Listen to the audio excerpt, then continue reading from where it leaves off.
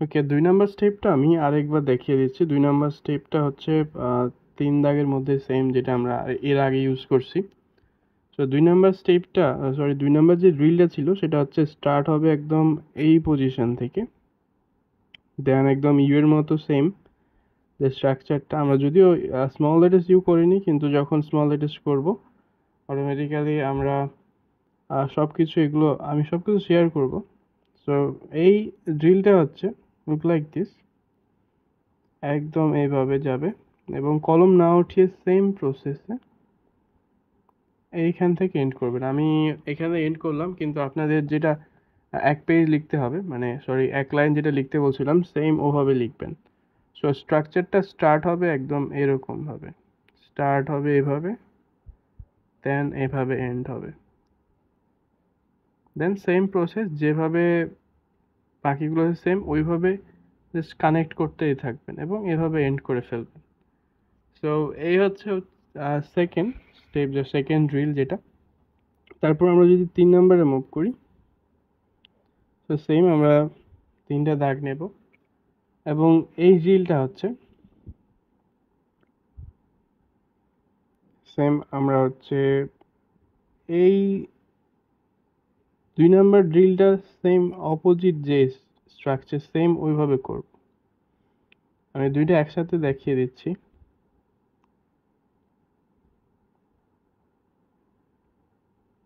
Same এইভাবে just করতে থাকবেন। সো স্টার্ট হবে সেম এরকম ভাবে, যেভাবে এটা আমরা নিচ থেকে করছি সেম, জাস্ট এইভাবে। এরা অনেকটা এম এবং এন এর মতো দেখতে। সো স্ট্রাকচারটা ডেফিনেটলি আপনার এম এন কে ইমপ্রুভ করবে। এ হচ্ছে এম, এবং এটা হচ্ছে 3rd number drill. I hope এইটার সাথে রিলেটেড, যেহেতু আমরা একদম উল্টো সাইডটা দেখতেছি।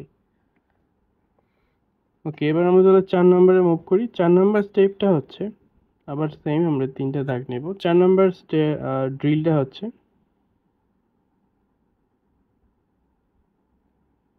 এইরকম।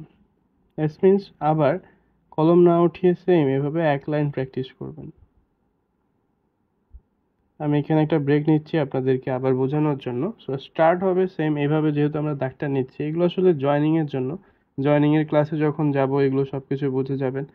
সো এখন আমরা স্টার্ট করবো এভাবে, দেন এভাবে, আবার সেম স্ট্রেট চলে গেল দাগ, দেন আবার এভাবে ক্লোজ হবে, আবার এভাবে আসবে, আবার সেম এইভাবে ক্লোজ হবে, দেন সেম প্রসেস এইভাবে 1 লাইন পুরো ট্রাই করবেন। সো আশা করি প্রসেসটা বুঝে গেছেন। স্টার্ট হবে এখান থেকে, দেন ওপর থেকে স্লাইটলি জাস্ট করবে, দেন সেম প্রসেস এভাবে 1 লাইন লিখবেন। এটা হচ্ছে 4 নাম্বার। তারপর যদি আমরা 5 নম্বরে মুভ করি, 5 নম্বর স্টেপটা হচ্ছে আমরা 4টা দাগে নেব, কারণ এটা হচ্ছে পুরো যেভাবে আমরা ক্যাপিটালে করছি, ক্যাপিটালগুলো সব আপ স্ট্রোক থাকে, আপার স্ট্রোক, সরি মিডিল কেস বা আপার কেস, এই জাস্ট এটাকে মেনটেন করার জন্য। সো এলটা হচ্ছে স্মল লেটার্সের এল এর মতোই আসলে স্টেপটা, দ্যাটস ওয়াই এটা আপনাকে 4 দাগ পর্যন্ত নিতে হবে এবং মাঝের এই অংশটা গ্যাপ থাকবে, বিকজ এটা একটা স্ট্রাকচার। আমি একটা ব্রেক নিব আমি আপনাদেরকে আবার বোঝানোর জন্য। এটা বেসিক্যালি হচ্ছে upper case, middle case, lower case, এগুলো স্মল লেটার্সে যখন যাবে বুঝে যাবেন।